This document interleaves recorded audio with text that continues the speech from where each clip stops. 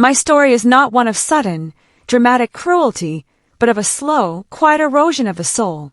It's a tale of how the softest words, the most casual neglect, can carve deeper wounds than any shouted insult.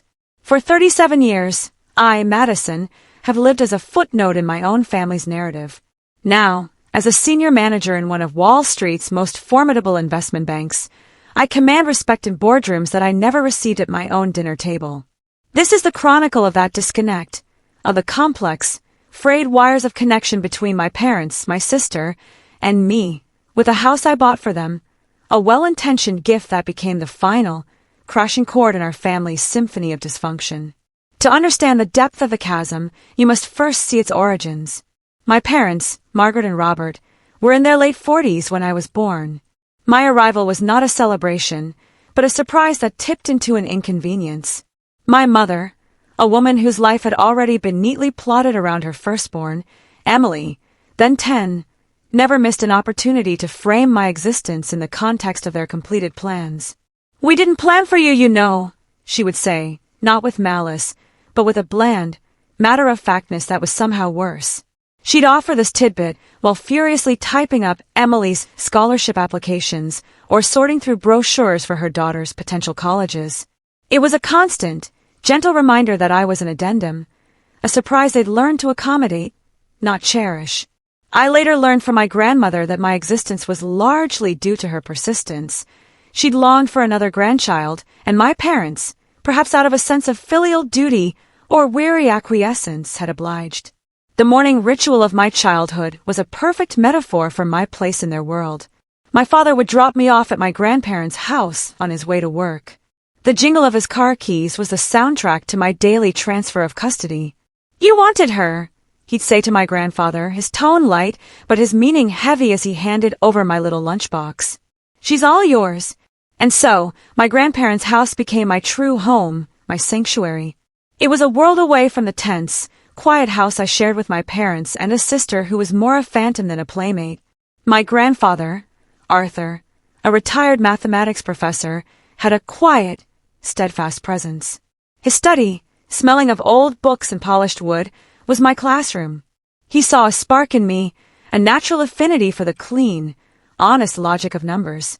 "Numbers never lie, Madison," he'd say, his finger tracing a complex equation on a sheet of graph paper.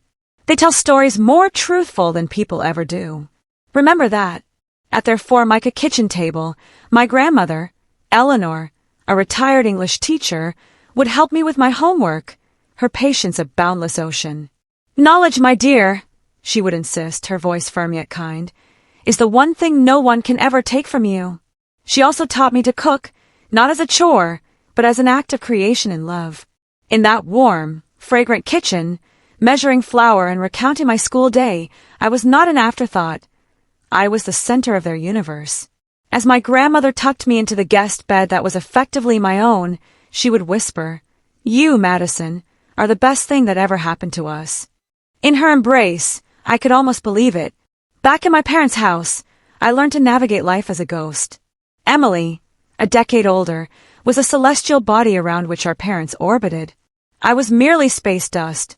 She would lie on the living room couch, the phone cord wrapped around her finger, gossiping about boys and dissecting college application strategies, utterly oblivious to my presence in the corner. The disparity in treatment was a constant, low hum in the background of my life. I'd hear my mother's voice, brimming with pride, on the phone. "Emily made the dean's list again," or "Emily is the lead in the school play." For my events, the science fairs I aced, the math competitions I won, my parents' attendance was sporadic, their excuses flimsy. "We're just so tired, sweetie. You understand, don't you?" My grandparents, however, were always there, their faces beaming with a pride so genuine it could break your heart. When Emily left for college, a foolish, childish hope bloomed in my chest. Perhaps now, with the golden child gone, they would finally see me. The reality was a brutal correction. At 14, I went from being invisible to being the live-in help. I came home from school one day, my backpack heavy with books and unspoken hopes, and my mother called out, "Madison, before you get comfortable, the bathrooms need a good scrubbing." Thus began my new role. I became intimately acquainted with the washing machine's various settings, the specific brand of cleaner that made the tiles shine, and the exact amount of starch my father liked in his collared shirts. My world shrank to the dimensions of our house, a never-ending cycle of chores for parents who offered little more than curt instructions. "You live here, you need to contribute," my father would say if I ever hesitated. "Your sister always did her part without complaint." The responsibilities escalated. One evening, my mother simply announced, "You're old enough to cook dinner now." We expect it on the table by 6. So, at 14, I learned to plan meals, balance budgets for groceries, and ensure a hot dinner was ready each night, all while maintaining a stellar academic record. It was my grandfather who noticed my aptitude for economics and mathematics, who nurtured that spark into a flame. He would spend extra hours with me, his eyes shining with pride. "You have a gift, Madison," he'd say. "A real gift.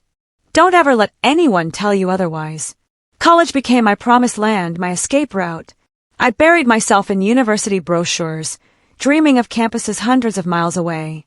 My hard work paid off. At 16, acceptance letters from several top-tier universities, including ones with renowned finance programs, arrived. My heart pounding with a mixture of terror and exhilaration, I laid the envelopes on the dinner table. "Mom, Dad, I got in." Several places, including my top choice for finance.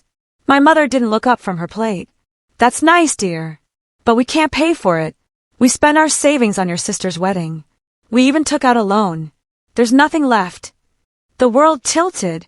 "But you paid for Emily's entire tuition," I whispered, my voice trembling. "That was different," she said, her tone condescending. "We saw potential in her." My father chimed in, "You should get a job, take out loans. That's what responsible adults do." The dismissal was so absolute, so casual, it stole the air from my lungs. I left the table without a word, my vision blurring with tears. I didn't go to my room. I walked out the front door and straight to my grandparents' house. I fell into my grandmother's arms, sobbing out the story. My grandfather listened, his expression growing grim. When I finished, he exchanged a long, knowing look with my grandmother. "Madison," he said, his voice steady and sure, "we've been saving for your education since the day you were born. We always feared it might come to this." He went to his study and returned with a thick folder. Inside were bank statements, page after page, documenting years of meticulous, loving sacrifice. "You can go to any of those schools. We've got you covered."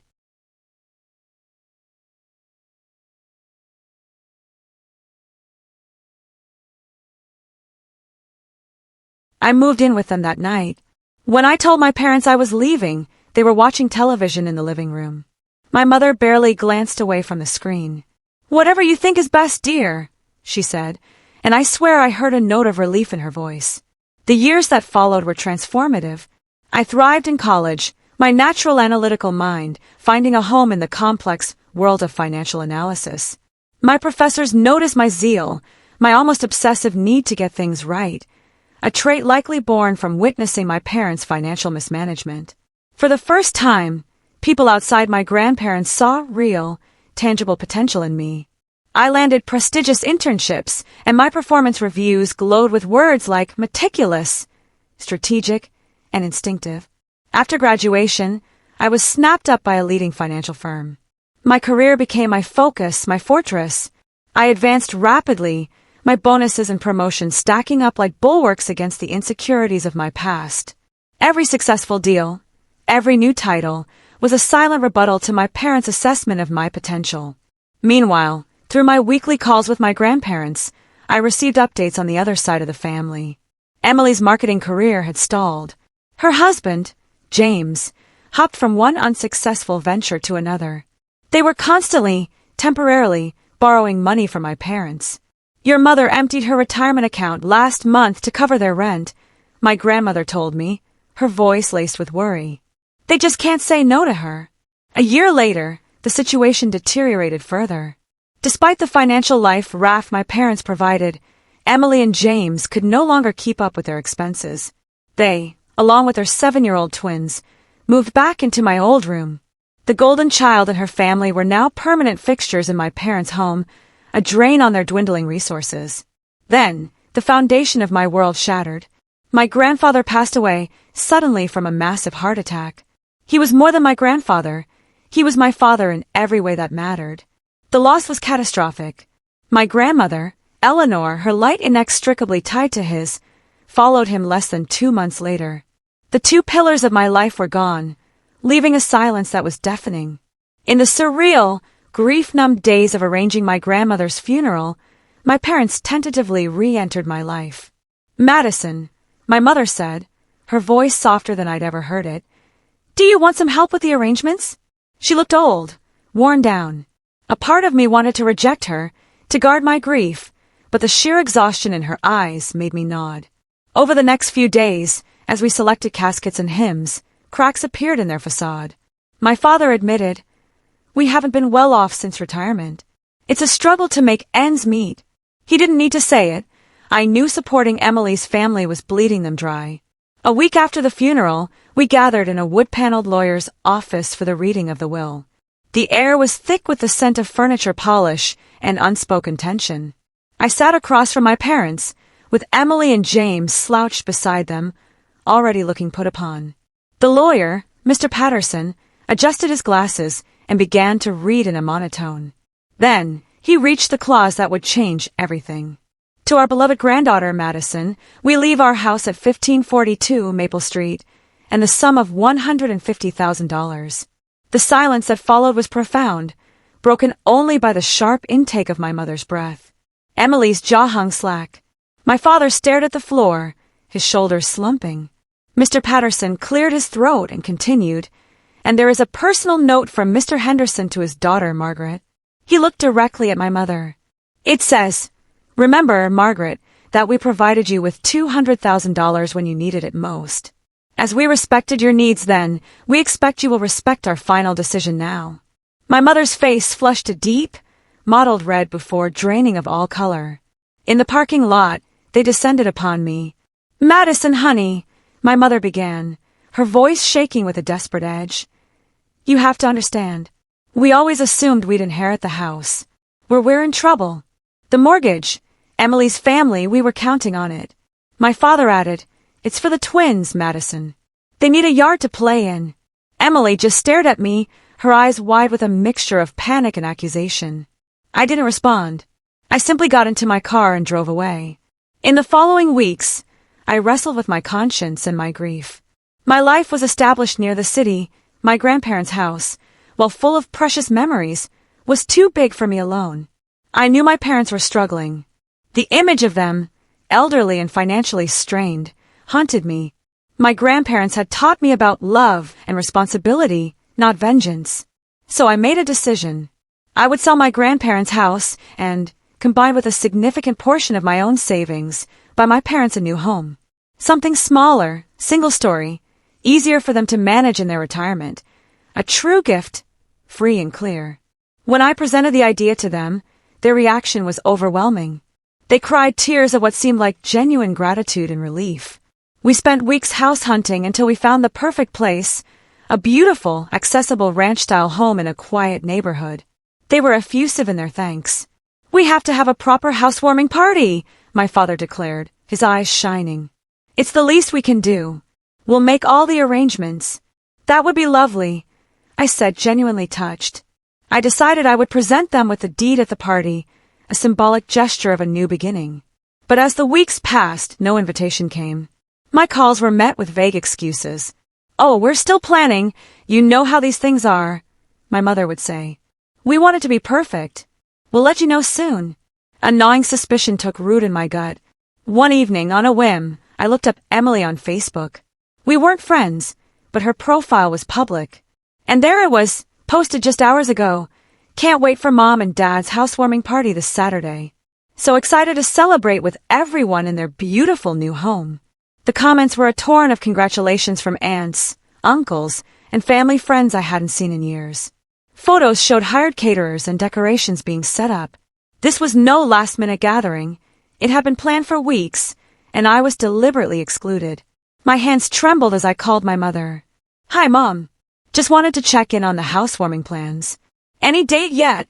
"Oh, honey, not just yet," she said smoothly. Probably in a few weeks.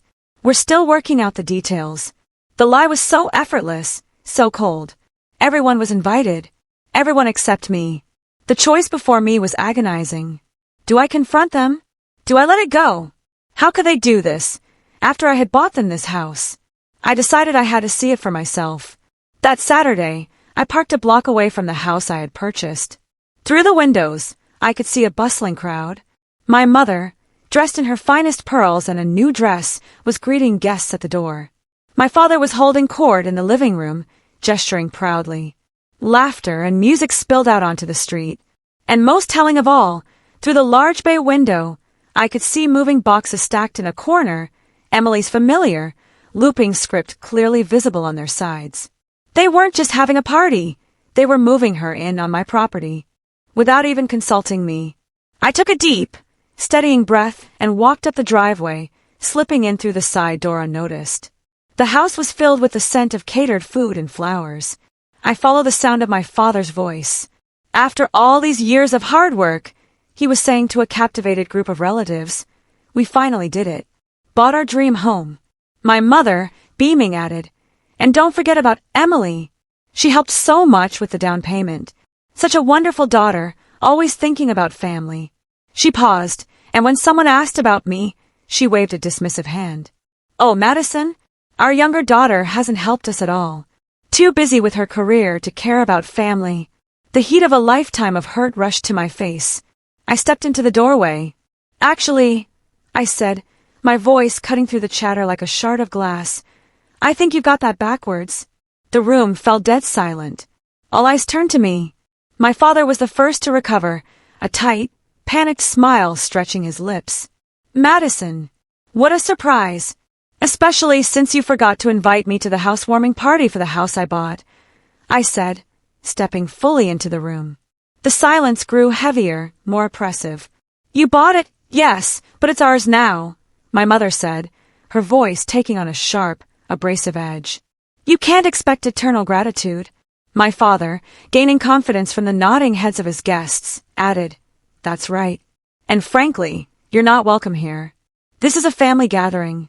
Emily and her family will be living here, too. It's all arranged. The twins need a stable home. That was the final straw. The lie, the entitlement, the sheer audacity. I reached into my bag and pulled out a folder. You seem to be confused about something, I said, my voice remarkably steady despite the storm raging inside me. I held out the ownership documents and the property deed. This house belongs to me. I never signed it over to you. The color drained from my mother's face.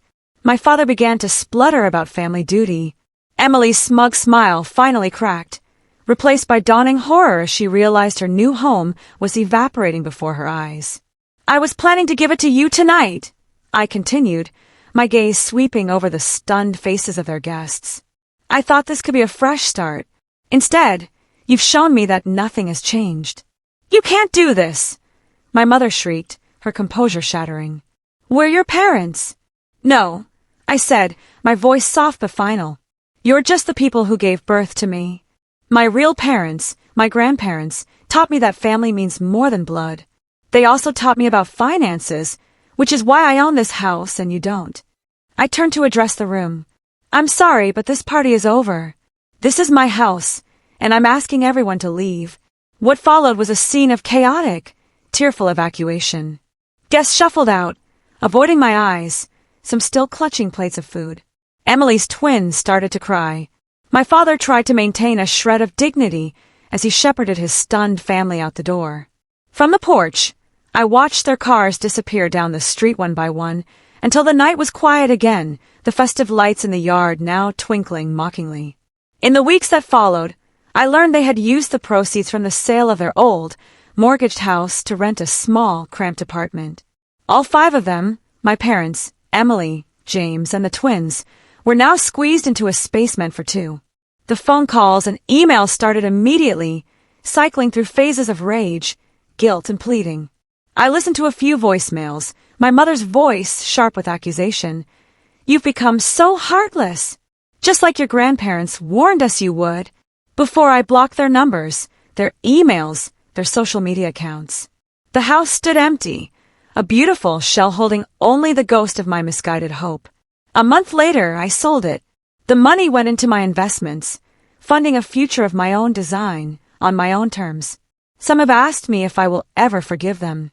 I believe I already have. But I've also learned that forgiveness does not require reconciliation.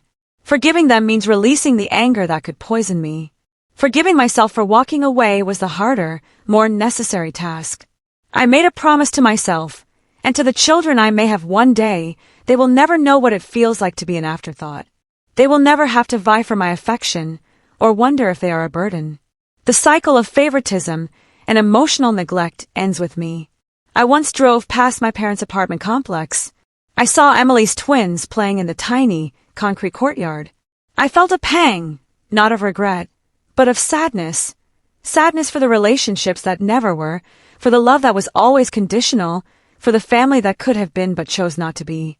My grandparents taught me that true family is built on a foundation of mutual respect, unwavering support, and unconditional love. It is a choice, daily and deliberate. As I close this painful chapter, I carry their lessons with me.